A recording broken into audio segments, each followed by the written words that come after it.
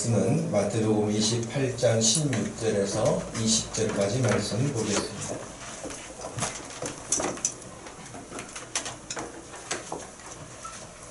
마태복음 28장 16절에서 20절 말씀, 자, 이제서 우리 한 목소리로 말씀을 읽겠습니다.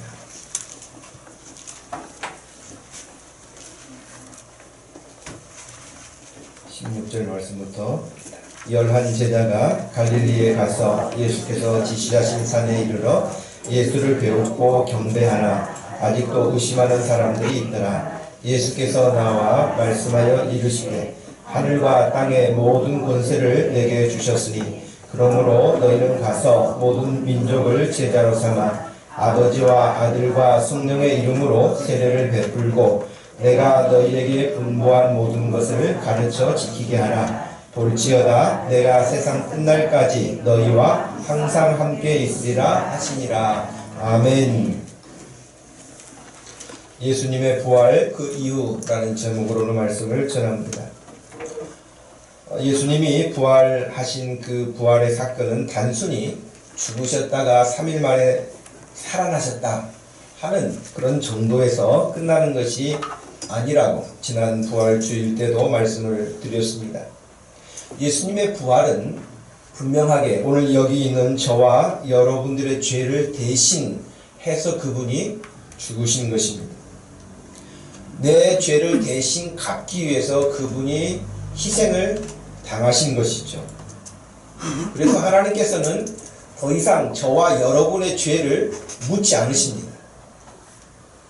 만약에 하나님께서 저와 여러분의 죄를 하나씩 추궁하기 시작한다면 우리는 겁에 질려서 못 살지도 모릅니다. 아마 우리는 우리가 마음과 생각으로 지은 죄들을 생각지도 못하고 기억하지도 못할 터인데 그것까지 다 털어놓게 된다면 내가 이렇게 끔찍한 인간이었는가 하는 그런 생각을 지울 수가 없을 것이기 때문에 그렇습니다. 그런데 하나님께서는 아무리 우리 인간이 나름 선하게 살려고 노력하고 특별히 구약의 성도들이 하나님이 주신 말씀인 율법을 잘 지켜서 십계명을 잘 따라서 순종하면 죄가 없어질까? 의로워질까? 그렇게 해서 구원에 이룰 수 있을까?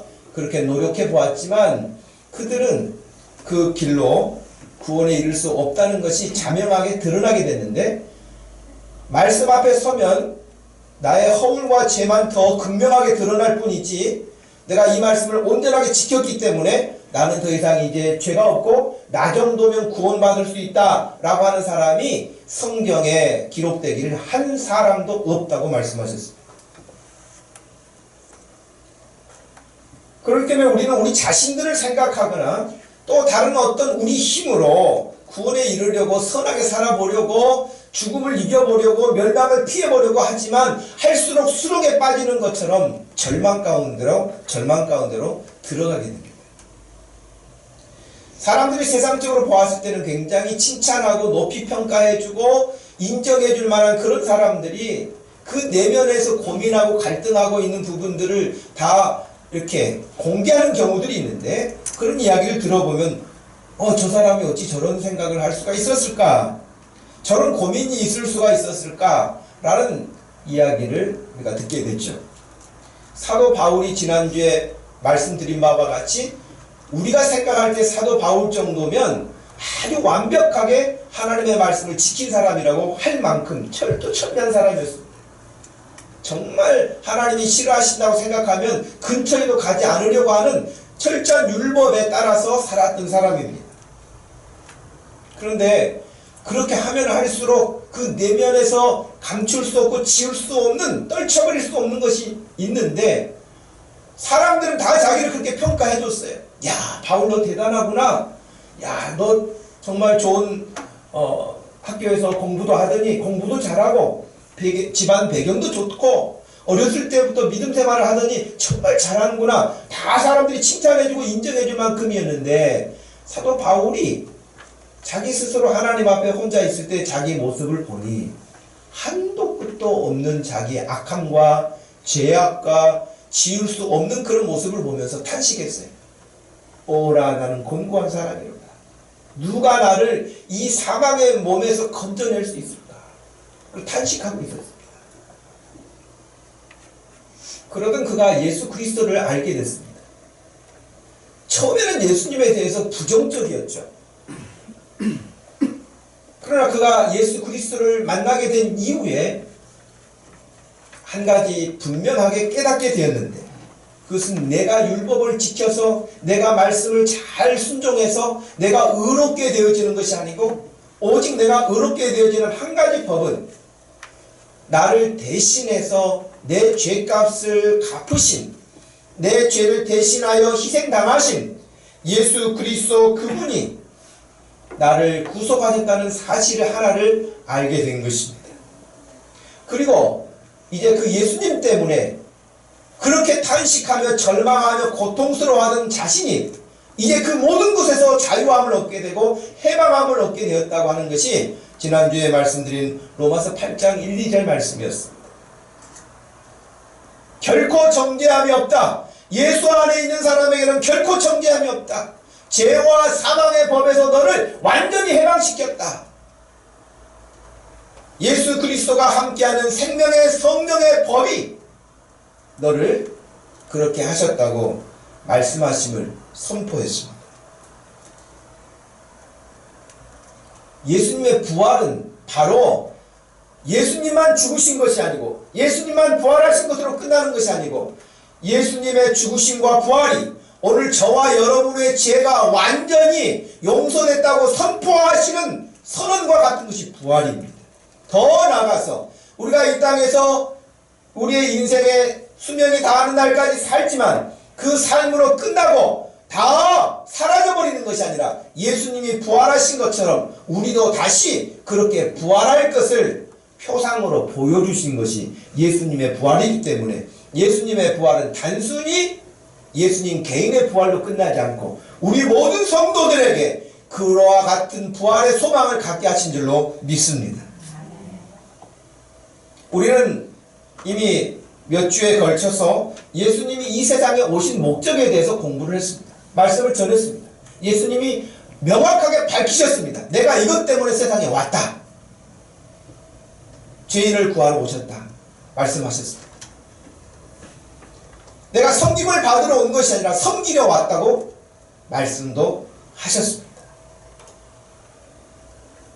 예수님은 죄인과 세리들, 그들과 함께 어울리시면서 그들에게 복음을 전하시고 그들에게 생명의 말씀을 전하셨습니다.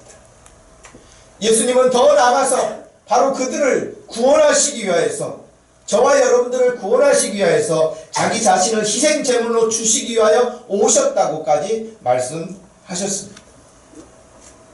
그리고 우리는 또 지난 3주에 걸쳐서 말씀을 들었습니다. 예수님이 그렇게 오셨는데, 오셔서 하셨던 세 가지 중요한 일이 있었는데, 그것은 가르치시는 일입니다. 하나님의 말씀을 가르치시는 일을 예수님은 오셔서 하셨습니다. 그리고 하나님의 나라를 전파하시는 일을 하셨습니다. 그리고 예수님은 더 나아가 병들고 지치고 어려움 가운데 있고 귀신 들려 억압당하고 있는 악한 세력들로부터 우리를 고치시는 일을, 치유 사역을 하셨던 세 가지 말씀을 드렸습니다. 그리고 예수님은 우리가 아는 바와 같이 십자가의 죽으심과 그리고 부활에 이르셨습니다. 그리고 부활하신 이후에 40일을 세상에 더 계셨는데, 40일 동안 계시는 중에 11번 공개적인 석상에 나타나시기도 하셨고요. 그리고 40일 동안 여전하게 십자가를 지시기 전에 제자들에게 하셨던 말씀과 동일하게 하나님의 나라에 대하여 말씀을 하셨다고 사도행전 1장에서는 기록하고 있습니다. 하나님의 나라에 대해서 계속해서 말씀하시고 40일이 되자 예수님은 더 이상 부활하신 몸으로 이 땅에 계시지 않고 하늘로 승천하시게 되었다고, 그것도 많은 사람들이 지켜보는 가운데에 예수님이 하늘로 올리움을 받으셨다, 그렇게 되어 있습니다. 근데 이제 우리가 오늘 살피려고 하는 부분은 예수님이 그렇게 부활하시고 승천하시면서 우리에게 말씀하신 말씀이 있습니다. 그것이 우리가 읽었던 마태복음 28장 16절에서 20절에 나와 있는 이 말씀 중에는 특별히 19절과 20절 말씀에는 5가지 명령이 나와 있습니다.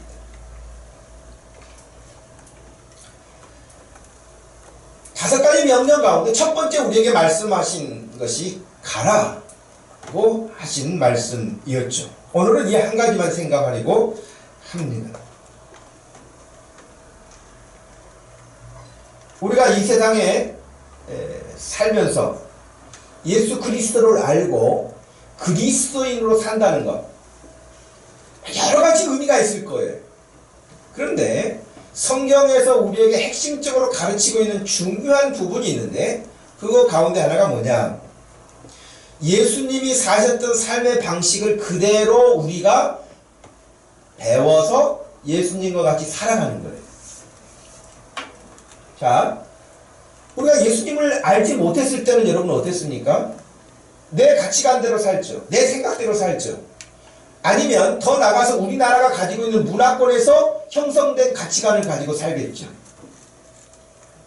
예수님이 내 안에 계시지 않을 때, 예수 그리스도를 내가 알지 못했을 때는 그와 같은 가치관을 가지고 열심히 그 목적을 이루기 위해서 살아갑니다. 그때는 하나님이 계신지도 몰랐죠. 가끔은 사람들이 하나님이 계신다, 혹은 하나님이 있는 사람들이 다닌다는 교회가 있다, 그런 정도의 지식은 알지 모르지만 하나님 그분과 나와는 아무 상관이 없는, 기독교인들이 말하는 그 하나님, 그런 정도에 머물 뿐이지 나와는 상관이 없는 하나님이셨습니다. 그런데 그리스도인이 되었다고 하는 것은 하나님이 계시는 것뿐만 아니라 그 하나님이 나의 창조주가 되신다, 하나님이 나만 창조하신 게 아니라 온 만물을, 이 우주를 창조하신, 만들어내신 분이시고 지금도 그것을 다스리고 계시는 분이다 하는 사실을 아는 것입니다. 하나님을 알지 못했을 때는 그냥 태어났으니까 사는 것이고, 그냥 다른 사람들 사는 거니까 같이 사는 것일 뿐이지, 내가 어디서 왔는지, 무엇을 위해서 살아야 되는지, 어떻게 살아야 되는지, 삶이 끝나면 그 다음에는 어떻게 되는 것인지 아무것도 모르는 것이죠. 아무것도 모르는 것입니다. 그러는 중에 사람들 사이에서 형성된 종교나 사람들이 가지고 있는 가치관이나 이데올로기나 이런 것들의 영향을 받아서 사람들이 거기에 맞추어서 살아가게 되는 것입니다. 그리스도인이 되었다고 하는 것은 하나님을 알 뿐만 아니라 하나님께서 우리를 어떻게 창조하셨고 우리는 어떤 방식으로 살아야 되고 어떤 목적을 가지고 살아야 되고 우리가 이 땅의 사명이 끝나서 죽게 되면 그 다음에는 어떻게 되는 것이 성경에는 너무 명확하게 나와 있습니다. 희미하게 나와 있지 않습니다. 제가 가끔 장례식장에 가서 설교를 하게 되면은 늘 그런 말씀을 전제하죠.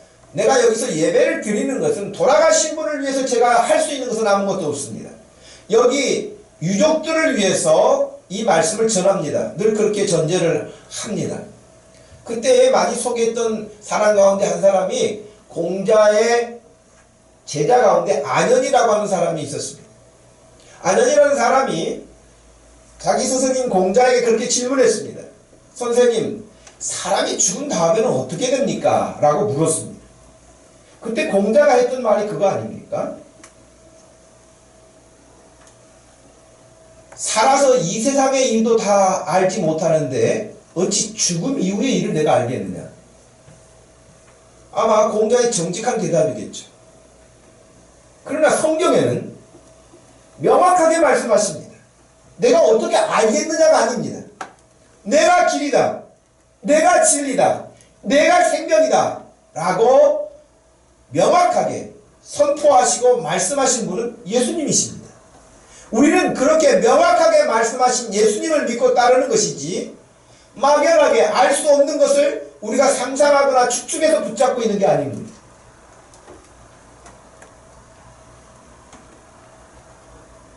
그렇기 때문에 우리는 하나님이 세상을 지으시고 사람을 지으셨을 때 사람이 어떻게 살아야 가장 사람답게 사는지를 배우는 것입니다. 그전에는 몰랐어요. 그전에는 그냥 돈 많고 세상적으로 흔히 말하는 성공하고 출세하면 되는 줄 알았어요. 그러다 사람답게 산다. 야, 뭐 보람되게 산다. 사람들이 일반적으로 그렇게 생각하고 그렇게 살았죠. 지금도 많은 사람들 중에는 그렇게 살아가게 됐죠.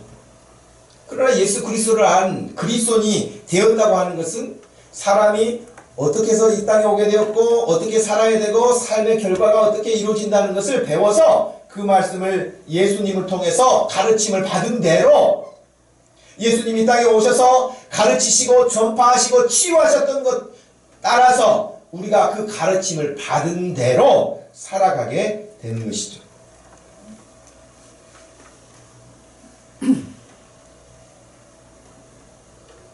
하나님을 모르는 사람들은 저는 그런 생각을 가끔 해봐요. 하나님을 모르는데 막 열심히 살고 돈도 열심히 벌고 아침 저녁 수고하고 애쓰고 그러나 가만히 그 사람이 살아가는 삶의 모습을 보면 누리는 것이 없어요. 누리는 게. 하나님은 우리에게 하나님이 사람을 처음 지으셨을 때 에덴 동산을 창설하시고 아담과 하와를 거기에 살게 하셨을 때 그 모든 것들 삼라만상을 우리에게 다스리라고 말씀하시고 관리하라고 말씀하셨거든요. 그러면 우리가 좋은 것을 보면서는 감탄도 하지 않습니까? 야, 멋있다. 야, 예쁘다. 야, 너무 좋다. 야, 여기가 천국이다. 등등 감탄을 하면서 살잖아요. 좋잖아요. 기분도 좋고 느낌도 좋고 우리가 순간 느끼는 감정이지만 행복하다는 감정도 느끼고 그렇잖아요. 근데 어떤 사람들을 보면 아침부터 저녁까지 정말 일을 많이 해요. 눈코 뜰 새 없이 일을 많이 해요. 아무것도 누리지 못해요. 결과적으로는 돈 번 것, 자기 먹고 산 것, 혹은 또 가정을 이루어서 뭐 자녀들이 있으면 키운 것, 혹은 집을 산 것, 그거 말고는 사람이 사람답게 멋지게 사는 어떤 그런 것들에 대한 것은 아예 생각해볼, 아이고, 목사님 참 여유 있으시네요. 지금 그럴 여유 부릴 때가 저는 없습니다. 그러면서 그 일에만 매몰당하여서 살아가는 인생들이 얼마나 많은지. 그렇게 죽는다는 것은 너무 비참하지 않습니까? 그렇게 끝난다는 것은 너무 비참하고 인간이라고 하는 측량할 수 없는 가치를 가진 존재가 고작 그것만 하다가 간다는 것은 너무 안타까운 일이죠. 그래서 예수님은 우리에게 여러 번 말씀하셨어요. 너희가 눈을 열어 귀를 열어 듣고 보고 하나님을 믿고 하나님의 나라에 소망을 두고 잠시 있다가 사라져버리는 것들을 붙잡기 위해서 그렇게 애쓰지 않았으면 좋겠다. 그렇다고 해서 우리가 직장도 안 다니고 공부도 안 하고 우리가 다 산에 들어가서 살자는 이야기가 아니죠. 우리가 무엇을 하면서 다 살아야 하고 열심히 살아야 하지만 그 하는 것을 통해서 하나님이 원하시고 우리에게 가르쳐 주신 그 가치를 위해서 우리가 가야 하는 길이라고 하는 것입니다.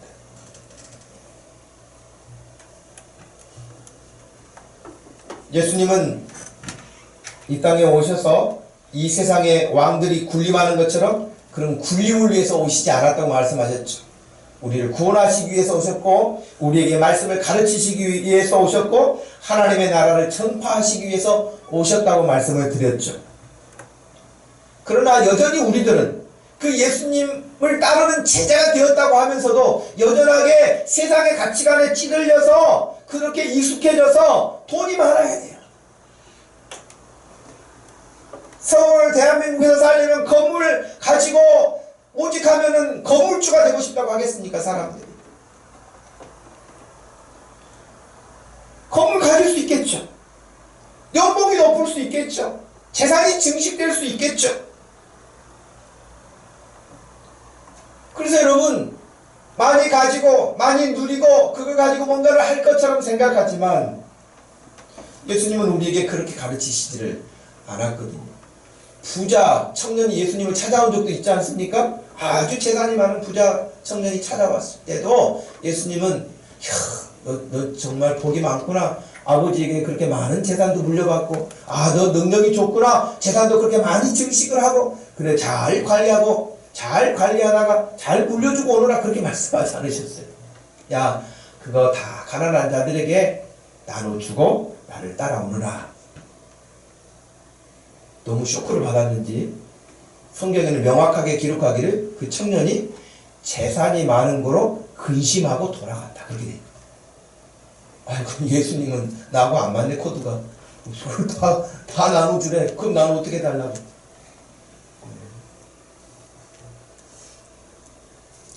예수님이 요한복음 14장에서 그렇게 말씀하시지 않았어요? 아무것도 마음에 근심하지 말고 하나님을 믿으니 또 나를 믿으라. 내 아버지 집에는 거할 곳이 많도다. 할렐루야.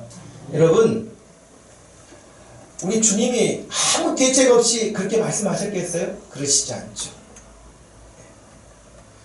정말 루터가 그런 말을 했다고 알려진 이야기이기는 합니다만은, 루터가 천국에 가면은 놀랄 일 세 가지가 있다고 했다는데, 하나는 꼭 천국에 올 거라고 생각했던 사람이 천국에 없고, 저 사람은 천국에 올 사람이 아닐 것 같은 사람이 와서 앉아있고, 나 같은 자 루터가 천국에 와 있는 것에 대해서 놀라게 될 것이다. 그랬다는 거예요. 여러분, 예수님이 우리에게 가르쳐 주신 삶의 방식을 따라 살면 세상 사람들의 평가나 기준이나 가치로 봤을 때는 바보 같을 수도 있어요. 무능력자로 보일 수도 있어요. 헛짓한다 생각할 수도 있어요. 그러나 우리 예수님이 말씀하신 것을 따라가면 명확하게 우리 주님의 나라에서 주님이 말씀하시고 약속하신 것을 우리가 누리게 될 줄로 믿습니다. 하나님이 약속하신 것이 명확하게 현실로 나타나 있는 것을 보게 될 것입니다. 그런데 이 사실을 말씀을 전하였을 때에 그렇구나라고 그것이 금방 마음에 딱 새겨지는 사람이 있는가 하면 의심을 죽을 때까지 하다가 아무것도 해보지 못하고 가는 인생이 많다. 사람들은 많이 가지려고 하고 높은 자리에 이르려고 하고, 그래서 사람들 앞에 자기 힘을 과시하려고 하고 그래요.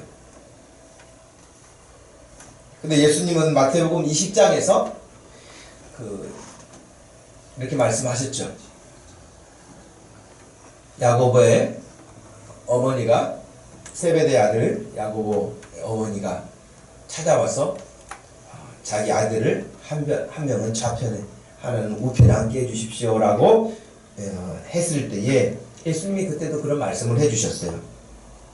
이방인들, 하나님을 알지 못하는 사람들이 집권자로 세워지기를 원하고, 그들은 사람들을 자기 마음대로 다스리고 싶어하고 권세를 부리고, 또 너희들도 그것을 원하여서 그 자리를 원하지만 너희는 그들과 같이 살면 안 된다.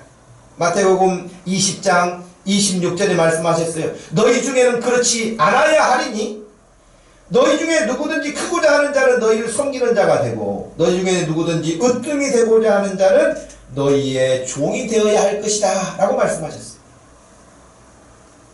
인자에 온 것은 섬김을 받으려 온 것이 아니고 도리어 섬기려 하고 자기 목숨을 많은 사람의 대속물로 주려 왔다고 말씀하셨습니다.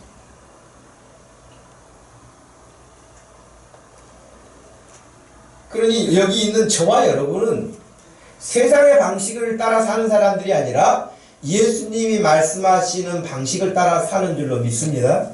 또 그렇게 살기로 마음에 작정하고 늘 말씀을 들으면서 마음에 결심하는 줄로 믿습니다. 우리가 그렇게 살아야 될 것입니다. 예수님이 그렇게 사셨어요. 그리고 예수님이 우리의 죄까지 다 해결하시고 부활하시고 이제 승천하시면서 부활하신 이후에 우리에게 마지막 명령하고 가신 거예요. 그 명령이 5가지예요. 가라. 가서 제자를 삼아라. 그들에게 세례를 베풀어라. 그리고 그들을 가르치라. 가르친 것을 지키고 살게 하라. 하는 이 5가지였습니다. 오늘 16절 말씀에서는 그랬죠. 11 제자가 갈릴리에 가서 예수께서 지시하신 산에 이르렀다고 되어 있습니다. 갈릴리. 그러면 여러분, 우리에게 금방 생각나는 사람들이 누굽니까? 갈릴리 어부들이 생각나요. 베드로를 비롯한 어부들이 예수님의 제자로 부름받던 곳이죠. 어떤 산인지는 모르겠어요. 팔복을 전하였던 그 산이었는지 아니면 또 다른 산이었는지는 모르지만 분명하게 16절에는 예수께서 지시하신 산에 이르렀다고 되어 있습니다.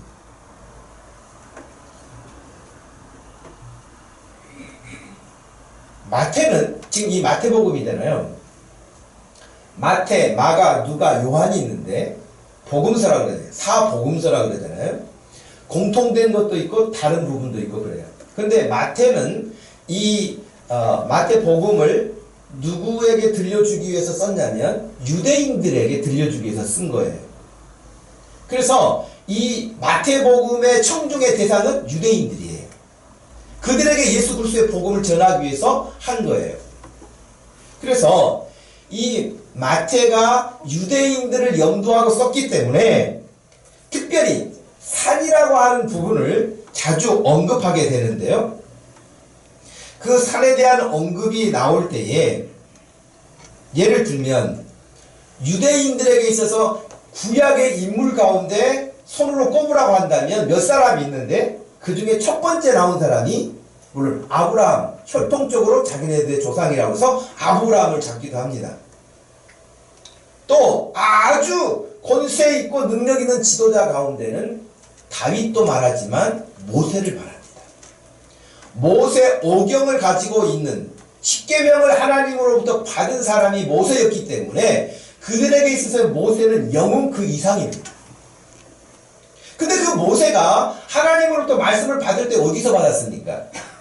신의 산이라고 하는 산에서 받았잖아요. 그렇기 때문에 마태는 이 편지를 쓰면서 이 복음서를 쓰면서 이 읽는 사람들이 하나님으로부터 말씀을 받았던 모세를 연상케 하는 그런 이미지를 가지고 이 편지를 썼다고 보통 신학자들이 다 그렇게 이해하고 있죠.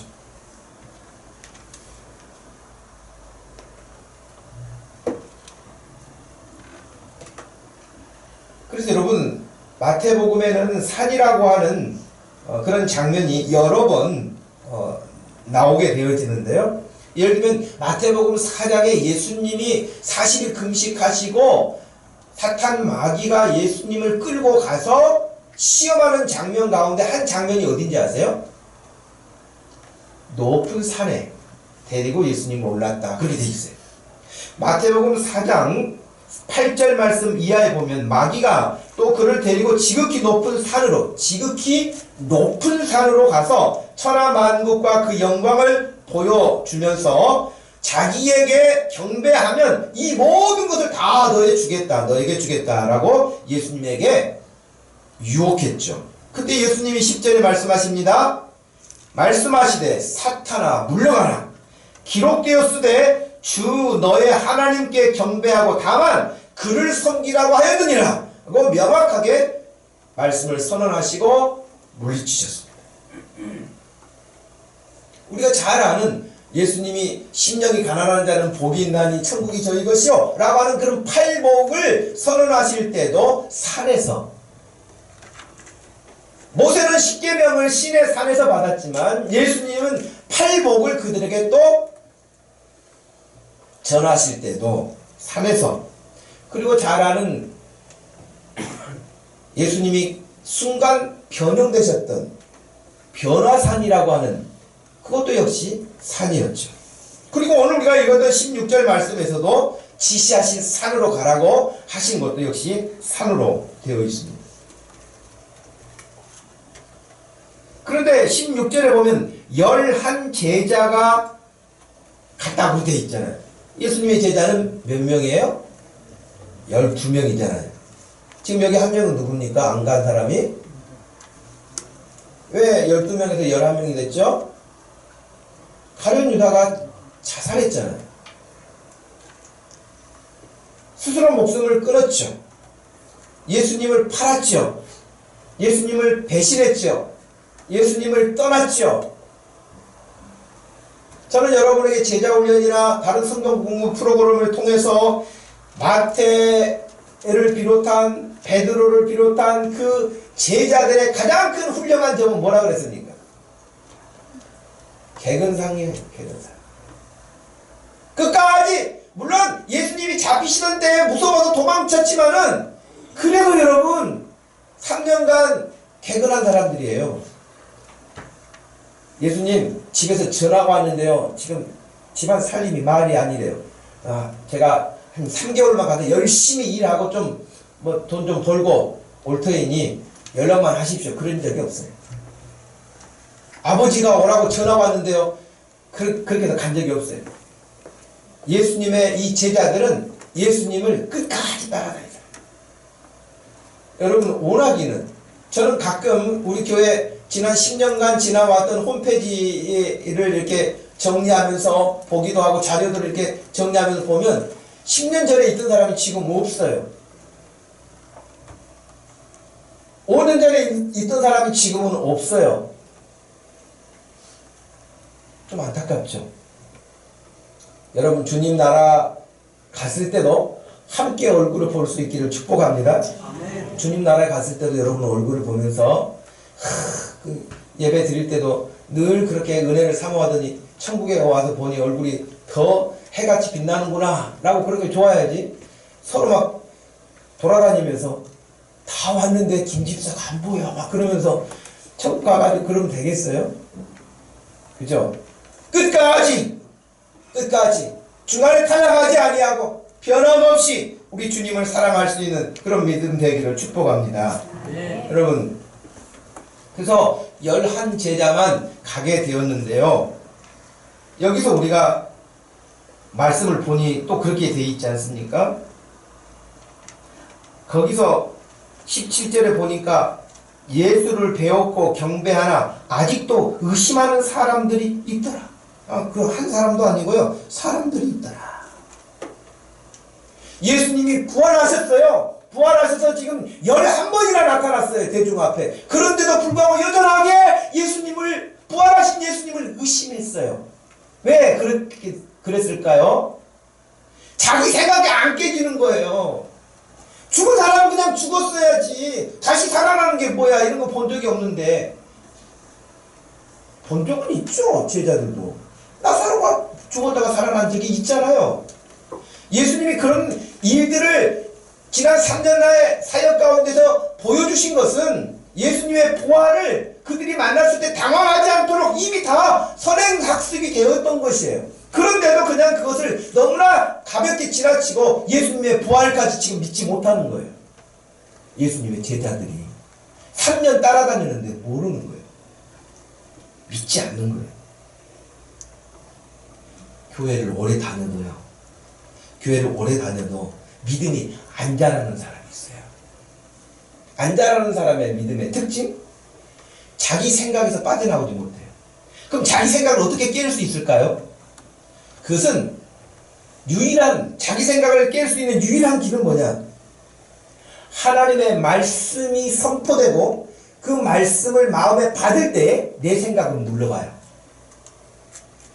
하나님의 말씀을 받지 않으면 내 생각에 하나님의 말씀도 거부해요. 튕겨나가요.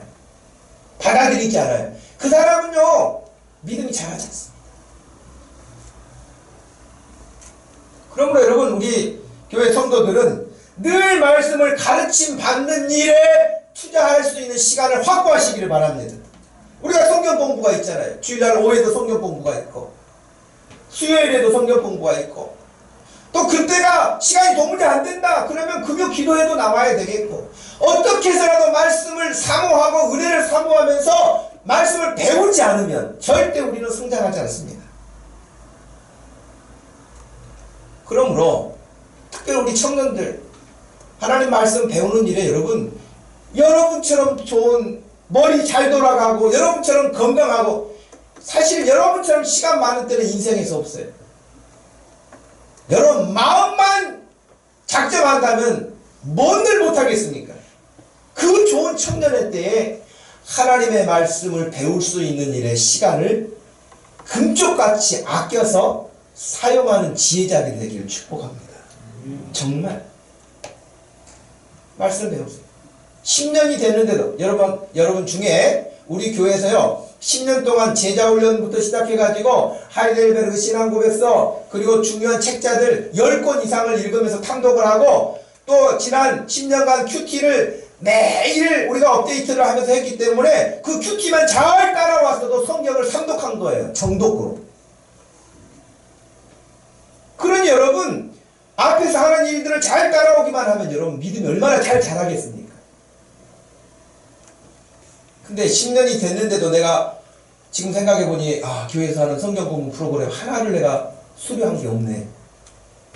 여러분 자신을 책망하기를 바랍니다. 넌 뭐 했니? 따라서 해보세요. 너 뭐 했니? 넌 뭐가 그리 바빴니? 여러분 자신에게 한번 해보세요. 10년 세월에 교회에서 가르치는 말씀이 그렇게 여러 기회가 있고 훈련하는 시간이 있었는데 그거 한 번도 내가 한 프로그램도 내가 이수하지 못했다. 여러분 자신을 책망해야 돼요. 너 쓸데없는 일에 바빴구나. 지금이라도 늦지 않았다. 옆에 사람에게 이야기했어요. 지금이라도 안 늦었대. 웃지만 말고요. 지금이라도 안 늦은 거예요, 여러분. 그러니 우리의 영혼이 자라고 여러분이 하나님의 뜻대로 살고 믿음으로 성장하기를 원한다면 반드시 하나님의 말씀을 받아들이는 훈련과 배우는 훈련과 익히는 훈련을 해야만 3년이 지나는데도 불구하고 아직도 의심의 눈초리를 버리지 못하고 의심하는 자가 있는 예배하러 경배하러 왔는데 의심해. 그러면 안 되겠죠. 여러분이 예배하는 중에 찬양하는 중에 하나님을 영광스럽게 하는 중에 여러분의 마음이 확 열려서 찬양도 하고 힘을 다해서 찬양도 하고 말씀을 사모할 때에 여러분 어찌 하나님의 놀라운 역사가 일어나지 않겠습니까? 반드시 그 사모하는 심령에 하나님의 강력한 역사가 임하게 될 줄로 믿습니다. 그런데 오늘 말씀 보면 좀 의아한 장면이 있단 말이죠.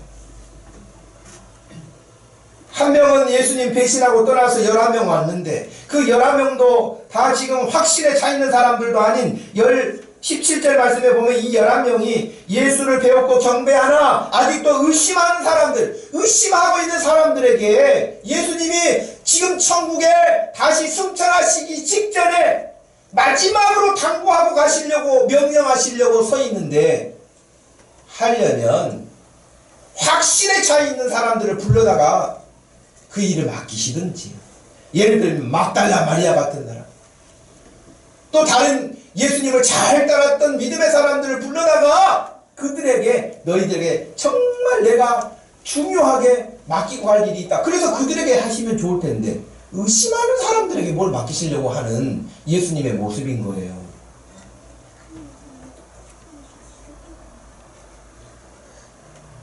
누가 그렇더라고. 예수님이 믿음이 좋으시다고. 지금 의심하는 사람들에게 어떻게 맡기고 가요? 그 중요한 일을. 확신에 찬 사람에게 맡겨도 흐트러질까 불안할 텐데 의심하는 사람들에게. 이 말씀이 두 가지 의미가 있는데 하나는 저와 여러분에게 얼마나 위로가 되는 말씀인지 몰라요. 의심하는 사람들에게도 맡기셨는데 지금 저와 여러분과 같은 사람에게도 맡기신 거 아닙니까?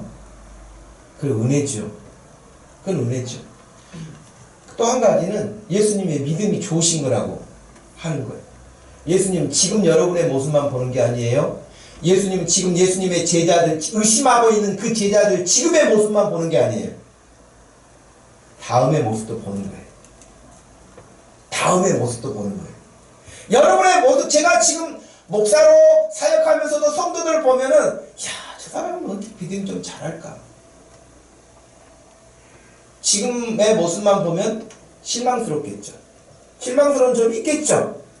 그런데도 우리 주님이 하셨던 것처럼 지금만 보지 말고 저 사람이 하나님의 말씀의 은혜의 체험이 일어나기 시작하고 변화돼서 하나님의 큰 일을 감당할 것을 기대하고 쉬지 않고 가르치는 거 아니에요? 만약 저에게 그런 믿음이 없으면 진즉 접었겠죠. 주님 못하겠어요. 저 사람은 제가 10년 지켜봤는데 가망이 없어요. 그러지 않겠습니까? 그런데 하나님이 하실 일을 기대하고 하는 줄로 믿으시기를 바랍니다. 여러분도 여러분 자신에게 실망하지 마세요. 지금 내가 비록 이 모습이지만 주님 은혜가 나에게 임하여서 나도 하나님의 큰 일을 하고 싶다. 여러분 그런 꿈을 가지시기를 바랍니다. 우리 주님이 지금 이 의심하고 있는 제자들에게 그 소중하고 귀한 일을 맡기시는 거예요.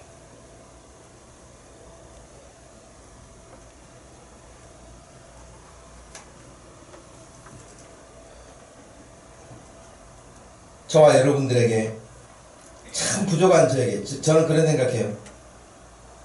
제가 목사가 된 그 배경에는 여러 번 말씀을 드렸잖아요. 저희 집안이 뭐 믿는 집안이어서 뭐 둘째 아들을 뭐 아들 중에 하나를 뭐 주의 종으로 바치겠습니다. 옛날에 믿음 좋은 부모님들이 그렇게 해서 제가 목사가 된 것도 아니에요. 저희 어머님은 제가 교회 나갈 때 예수님 믿었을 때 그때는 교회를 출석하지 않으셨으니까요. 그런 기대는 없는 거 아니겠습니까? 또 다른 사람이 나에게 전도해가지고 나를 너는 앞으로 목사가 되거라 뭐 그러면서 나를 끌어준 것도 아니고요. 그런 것이 없었단 말이죠. 그런데 어떻게든 내가 목사가 됐을까? 그리고 어떻게 목사로 일할 수 있도록 하나님 하셨을까를 생각하면 딱 한 가지예요. 제가 고등학교 때부터 교회를 출석을 이렇게 줄곧 하면서 거의 결석은 없었던 것 같아요. 제 생각에는. 그리고 저에게 주어진 어떤 일들, 주일학교, 제가 고등학교를 졸업하고 바로 주일학교 교사를 하게 됐는데 교사를 한 3년 하고 제가 군대를 갔거든요. 근데 그 교사를 할 때 제가 뭘 알겠습니까? 저도 모르는 거 투성이고 그런데도 불구하고 하나님 앞에 해야 하는 교회에서 가르치는 것을 따라서 열심히 했던 것은 사실이에요. 열심히 했던 건 사실이에요. 제가 지금 돌아봐도 그만큼 열심히 하지 못할 것 같아요. 정말 열심히 했어요. 근데 주님이 보실 때는 그 점이 좀 마음에 드셨을까? 그래 얘는 목사 시켜도 열심히는 하겠다 계속해서 그런 것을 생각하셨을지는 모르겠어요. 근데 어찌됐든 저게 목회자의 길을 가게 하시고 또 지금도 목회를 계속 하는데 실망스러운 일도 있고 어려운 일도 있고 저는 다른 여러 가지가 있는데 그것 때문에 거꾸로 지지 않고 계속 갈 수 있도록 하나님이 힘을 주시는 것은 그런 은혜인 줄로 믿습니다. 저와 여러분에게 이 의심하는 제자들과 같은 허점도 많고 연약한 사람들이지만 불러서 하나님의 일을 여러분에게 집사의 직분을 주시고 어떤 일을 맡기셨다면 너무 감사하면서 너무 감격하면서 주님 더 사랑하시면서 열심을 가지고 그 일을 감당할 수 있기를 축복합니다. 여러분 기쁨으로 하세요. 감사로 하세요. 내게 건강 주셨을 때, 내게 시간 주셨을 때, 내게 기회 주셨을 때 더 주님 사랑하면서 열심히 해보아야겠다라고 하는 그런 마음을 마음에 또 새기시기를 축복합니다. 그래서 그 제자들에게 오셔서 첫 번째로 하신 말씀이 가라.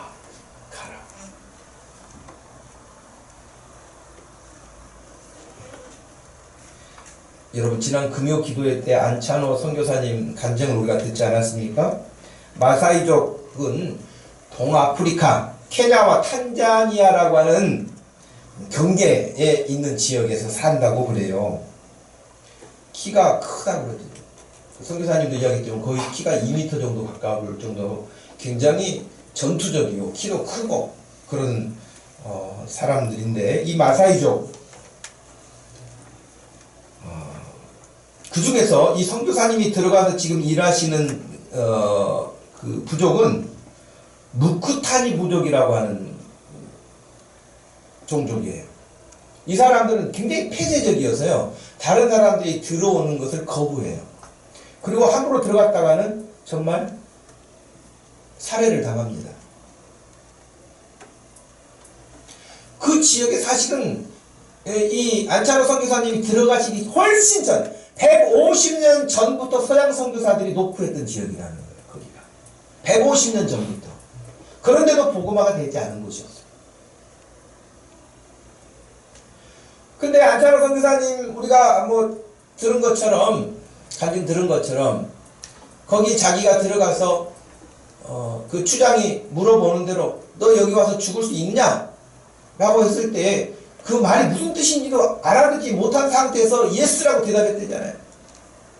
예스라고 대답을 하고 그래서 놀랬대잖아요. 그 사람들이. 너 진짜 죽을 수 있느냐고 이렇게 확인하기 위해서 너 정말 다른 데로 갈 생각이 없느냐, 또 재차 묻고 하는 이런 과정을 통해서 아예 그 마사이족에 들어가가지고 자기 무덤을 하나, 가무덤을 하나 해놨대잖아요. 나는 여기서 죽는다. 그런 각오를 가지고 거기에 들어갔는데, 그 놀라운 것은 제가 그분의 간증을 이렇게 쭉 다시 살펴봤는데요. 지금은 거기가 그 부족의 인구가 35만 명이래요. 작지 않아요, 여러분. 35만 명이나 되는데 그동안 8명의 목사와 36명의 전도사를 배출했대요. 이 선교사님. 어마어마한 것이죠. 지금은 35만 명 가운데 기독교인이 4만 명이에요. 이 선교사님의 사역의 영향력들이죠. 근데 이 선교사님이 자기가 탄광 무너져서 기적적으로 살아났다고 그랬잖아요. 자기에게 복음을 전해준 그 고집사라는 분은 돌아가셨고, 탄광에서 다 구출을 받았지만 돌아가셨고, 자기는 살았는데 인간이 위험할 때와 살아난 다음에는 또 다르잖아요. 그래서 키도 크시잖아요, 안찬호 선교사님이. 그래가지고 치료받고 난 이후에 깡패로 살았대요. 좀 다혈질이잖아요, 말씀하신 걸 보면. 깡패로 살았는데 머리가 찢어져가지고 그 병원에 갔는데 그 자기를 의사가 꿰매주고 치료하는 간호사가 이제 누워있는 그 안찬호 그 당시 청년에게 그랬다는 거예요. 깡패 짓을 하려면은 서울 가서 하든지 이 가난한 탄광촌에 와가지고 등쳐먹는 짓 한다고 혼자 중얼중얼 했다는 거, 간호사가. 열받아가지고 치료고 모시고 다 내팽개치고 나와버렸대요, 병원에서. 안찬호 선교사님이. 근데 계속해서 그 말이 맴돌더래요. 깡패 짓을 하려면 서울에서 하지, 가난한 이 탄광촌의 사람들 등쳐먹는다고. 그 말이 계속 떠올라가지고 그 간호사를 이제 찾았대요. 근데 안 만나주는 것이죠, 당연히. 얼마나 무섭겠어요, 깡패였으니까. 근데 이제 수소문 하니까 어디 교회를 다니더래요, 그 간호사가. 그 교회를 찾아갔대요. 근데 한 20명 청년들이 모여있는 교회였는데 부회장을 하고 있더래요, 그 간호사가. 안 받아주더래요. 회원으로 안 받아주더래요. 깡패가 왔으니 받아주겠습니다. 근데 그 간호사가 부회장인데 항상 그 뒤에 앉아가지고 뭘 모르지만 앞에서 시키는 대로 다 따라서 하고, 그렇게 해가지고 이제 하여튼 그 청년에 가입하게 됐대요. 그래가지고 좀 주먹개나 쓰고 우두머리 역할을 하니까 자기 밑에 일하는 깡패들 다 끌고 가가지고 120명이 됐대요, 청년부가. 너희들 따라와 그래가지고 그 교회가 꽉 찼대요. 그러니까 이제 그렇게 주먹을 가지고 살던 사람이 고등학교도 졸업을 못하고 그러다가 서울로 올라왔는데, 와가지고 감리교 그 김국도 목사라고 하는 분 만나가지고 그분이 검정고시 치르라, 그리고 대학을 가라, 그래가지고 감신대학을 졸업을 하고 그렇게 갔던 거예요, 선교지에. 그러니까 기질이 그런 사람 있죠. 근데 제가 이제 말씀을 드리고 싶은 것은 뭐냐면은, 그가 여러분 차를 타고 가다가 너무 소변이 급하여가지고 3시간을 참다가 못 참고 내렸다 그랬잖아요. 내리고 잠깐만 기다리라고 했는데 사인을 잘못 읽고 기사가 떠나버렸다 그랬잖아요. 아무도 없는데. 그런데 누가 갑자기 딱 나타났는데 그 인디언 부족 가운데 한 청년이 나타나서 당신이 선교사냐 물어봤다는 거예요. 그렇다.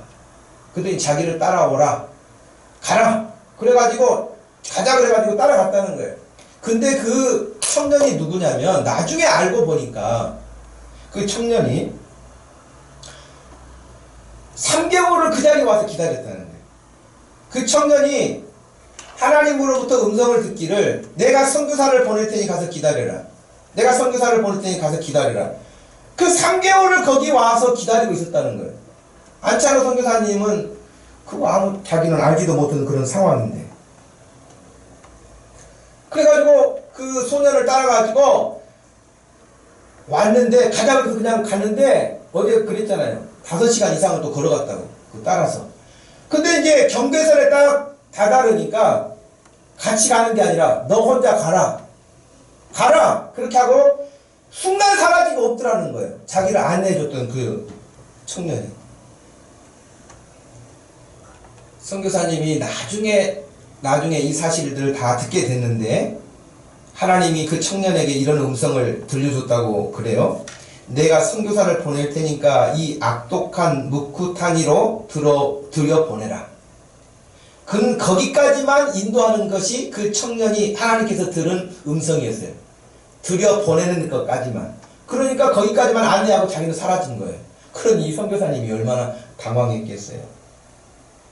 여러분, 오늘은 여기까지만 말씀을 전하는데 20절 말씀에 그러셨잖아요. 내가 세상 끝날까지 너희와 항상 함께 있을 것이다. 할렐루야. 우리 주님이 그 선교사님은 전혀 알지 못하는 스케줄에 의해서 잠시 소변이 말해서 내렸지만 떠나버린 차와 모르는 청년이 나타나는 것과 그 다음에 그 청년도 가이드를 그냥 멈추고 사라져버리고 자기 혼자 가라고 하는 그런 막막함에 있을 때에 우리 주님이 약속하신 것처럼 세상 끝날까지 함께 하신다는 말씀이 그 순간에도 그 선교사님과 함께 하신 줄로 믿습니다. 그래서 여러분 그런 큰 일들을 하게 되지 않았습니다. 여러분 오늘 우리에게 이 말씀을 들려주시는 우리 주님이 여러분에게도 동일하게 가라! 그럼 여러분 그 다음에 뭐라고 대답해야 될까요? 여러 가지 대답이 나올 것 같아요. 제가요? 탄자니아 말고 케냐 말고 여러분에게는 가라 말도 안 할 거예요. 케냐에. 여러분 물어보시래요. 어디로 갈까요? 누구에게로 갈까요? 그렇게 질문하시면 반드시 하나님이 응답하실 거예요. 너 꼭 누구에게 가봐라. 그 마음을 주실 거예요. 묻지 않으니까 하나님과 대화하지 않으니까 하나님의 마음을 읽어내지 못하는 것일 뿐이에요. 오늘 꼭 기도해 보세요. 이번 주간에 꼭 기도해 보세요. 주님 가라고 말씀하시는데 아브라함도 떠나라 해서 간 거 아닙니까? 가라고 말씀하시는데 제가 어디로 갑니까? 누구에게로 갑니까? 기도하면 하나님이 누구에게 가야 할지 분명히 말씀하실 줄로 믿습니다. 하나님의 말씀을 따라서 갈 수 있기를 바랍니다. 그리고 주님이 우리에게 말씀하신 대로 내가 하던 일을 네가 계속해라. 그 말씀을 남기셨으니 명령하셨으니 우리가 그 말씀을 따라서 주님이 지시하는 사람에게 가서 제자를 삼고 세례를 베풀고 가르치고 지키게 하는 구원에 이르게 하는 놀라운 역사에 저 멀리 케냐가 아니지만 이 시대에 이 땅에 살면서 하나님의 선한 일꾼으로 여러분들이 부름받아서 쓰임받기를 주님의 이름으로 축복합니다. 하나님 아버지 고맙고 감사합니다. 예수 그리스도가 부활하신 것은 단순히 개인적인 부활이 아니라 내 죄가 완전히 소멸당하고 다시는 내 죄를 묻지 않으시겠다고 하는 하나님의 선포와 약속이며 동시에 우리가 영원히 예수님과 같은 부활로 다시 태어날 것을 우리에게 소망으로 확증시켜 주신 말씀인 줄로 믿습니다. 하나님 아버지 이제 그 일을 주님이 하셨던 가르치시고 전파하시고 치료하셨던 일들을 오늘 우리에게 다시 명령해 주셨사오니 두려워하지 말고 세상 끝날까지 함께 하시마 약속하신 말씀대로 함께 하실 것이니 우리가 이번 주간에도 우리 주님 앞에 묻고 기도하고 주의 음성 들으며 움직일 수 있는 믿음들 되게 하여 주시옵소서. 인생에서 우리 하나님의 크고 놀라운 일들을 경험하는 인생들이 되게 하여 주시옵소서. 예수님의 이름으로 기도하옵나이다. 아멘. 다 같이 자리에서 일어나셔서 마지막 기도.